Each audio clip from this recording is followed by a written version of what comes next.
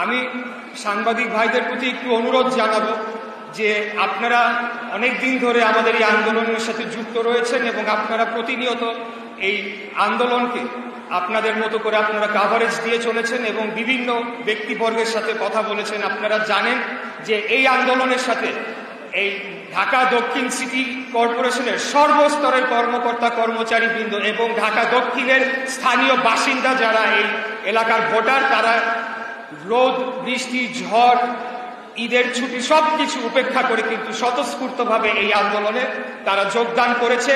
এবং আপনারা দেখেছেন যে ইতিপূর্বে আমাদের এই আন্দোলনটি এত বৃহৎ পর্যায়ে চলে গিয়েছিল, আমরা কিন্তু নগর ভবনের গণ্ডি পেরিয়ে সেখানে রাজপথে অবস্থান করেছি এবং সেটি পরবর্তীতে সচিবালয় ছাড়িয়ে যমুনার দিকে পর্যন্ত গড়িয়েছিল।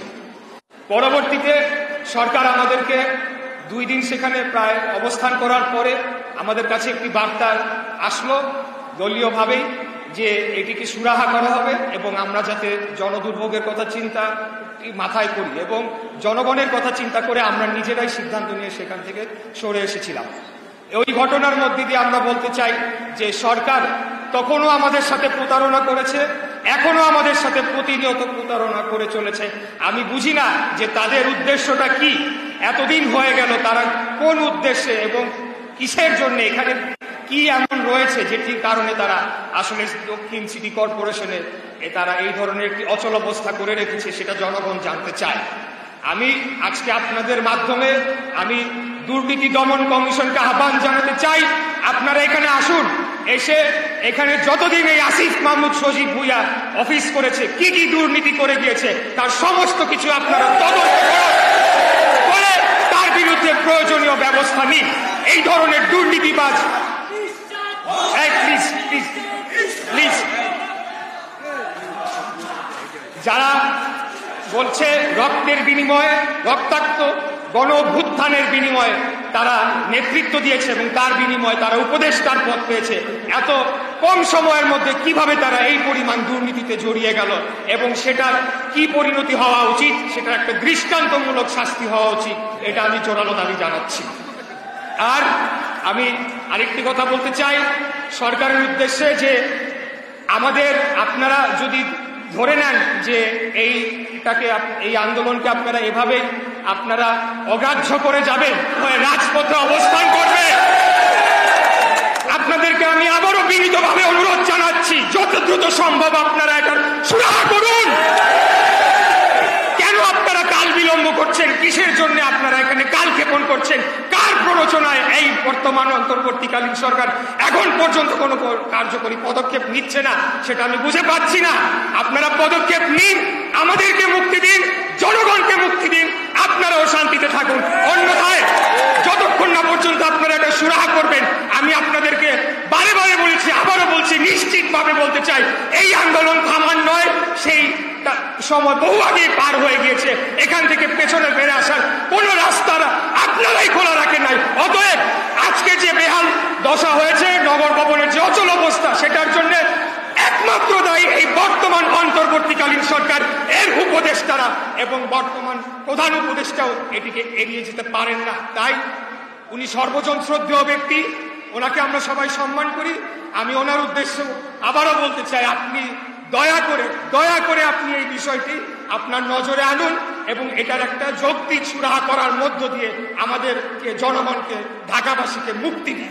আমি আপনাদেরকে অনুরোধ জানাবো, আপনারা নির্বাচন কমিশন কর্তৃক যে গ্যাজেটটি প্রকাশিত হয়েছিল, দয়া করে সেই গ্যাজেটটি আপনারা পুনরায় করবেন। যদি আপনাদের সেটি সংগ্রহ করতে অসুবিধা হয় আমাদের কাছে বললে আমরা সেটার একটা কপি আপনাদেরকে দিতে পারবো, তাহলে হয়তো আমার বিশ্বাস এই প্রশ্নের উত্তরটি পেয়ে যাবেন। Thank you. স্থানীয় সরকার আইন এবং ঢাকা সিটি কর্পোরেশন যে স্থানীয় সরকারের যে আইন করা হয়েছিল 2009 এবং বিধিমালা 2010, সেই অনুযায়ী শপথ গ্রহণ অনুষ্ঠান না হওয়া পর্যন্ত অফিসিয়ালি আমি মেয়রের দায়িত্ব নিতে পারছি না, সেটি হলো আমাদের অফিসিয়াল স্ট্যান্ড। তবে যেহেতু এই আন্দোলনের কারণে জরুরি, জনগণ চাচ্ছে, আমি বলি, এই আন্দোলনের ফলে জরুরি সেবাগুলো আমরা আন্দোলনের ডে 1 থেকে একটি সেকেন্ডের জন্যও কিন্তু আমরা কোনো জরুরি সেবা 1 সেকেন্ডের জন্য বন্ধ রাখি নাই। যখন আমরা যমুনা পর্যন্ত আমরা চলে গিয়েছিলাম, জরুরি সেবা চালু ছিল। অতএব জরুরি সেবা এবং পরবর্তীতে আমাদের সিদ্ধান্ত হয়েছে যে দৈনন্দিন সেবা অর্থাৎ জন্ম মৃত্যু নিবন্ধন সার্টিফিকেট এই বিষয়গুলা যাতে চলমান থাকে সেটিকে নিশ্চিত করার জন্য পর্যায়ক্রমে এটার সাথে যারা যুক্ত রয়েছেন ওয়ার্ড সচিবরা তাদের সাথে আমরা বৈঠক করে তাদেরকে দিক নির্দেশনা দিচ্ছি, এটি আমি করছি। কিন্তু অফিসিয়ালি মেয়র হিসেবে দায়িত্ব নেওয়ার জন্য স্থানীয় সরকার যে আইন রয়েছে 2009 সালে গৃহীত এবং 2010 সালে তার বিধিমালা গৃহীত হয়, সেই অনুযায়ী অবশ্যই শপথ গ্রহণ অনুষ্ঠানটি আয়োজন করতে হবে। বিশ্বাস করেন যদি ওটা না থাকতো আমি এতদিন আমি মেয়রের পদবি নিয়ে আমি বসে এই জরুরি সেবাগুলো আপনারা জেনে থাকবেন যে এটা ওয়ার্ড পর্যায় থেকে সবসময় এই সেবাটি দেওয়া হয়ে থাকে। ওয়ার্ড কাউন্সিলরের কার্যালয় থেকেই এই সেবাগুলো দেওয়া হয়ে থাকে। অতএব যারা এই জরুরি সেবাটি দিবেন তারা এই নগর ভবনে তাদের অফিস করার কোনো বিষয় নেই, তাদেরকে দিক নির্দেশনা দেওয়ার বিষয় রয়েছে, যেটি আমি আগেই বলেছি। শুরুর থেকে যখন থেকে এই আন্দোলনটি শুরু হয় তখন এই সংশ্লিষ্ট যারা কর্মকর্তা কর্মচারীরা আমাদের আন্দোলনেও যারা যুক্ত হয়েছেন তাদের মাধ্যমে আমরা এই দিক নির্দেশনাটি শুরু থেকেই দিয়ে এসেছি, যাতে করে জনগণ তার জরুরি সেবাটি নিয়মিতভাবে পেয়ে থাকে।